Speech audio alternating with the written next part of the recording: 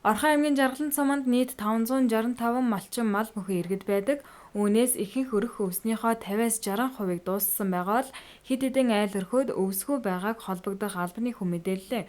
Мөн өвс тэжээл нь хомс байгаа айл өрхөд орхон тариа хувьцат компаниас хандвилсан өвсийг үн төлбөргүй тарааж эхлэхийг Жаргалан цомын засаг дарга онцоллоо. Малчдынхаа одоо өвч тавчдыг одоо таандах зорилготой за татвар нийгмийн даатгал за иргэний төвийн ажилтнтай хамт явсан. За нийт малчин өрх манаас суманд одоо 565 байдаг. Тэгээд ихэнх малчдын маань одоо нэг 50-60% өвсөө хэрэгэлсэн байна. За нэг хэдэн айл бол одоо өвсгүй болсон.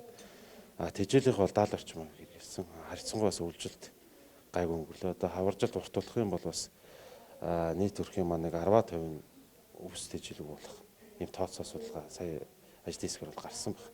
За мөн одоо орхон тариа хувьцат компани энэ жил 20 жилээ болж байгаа.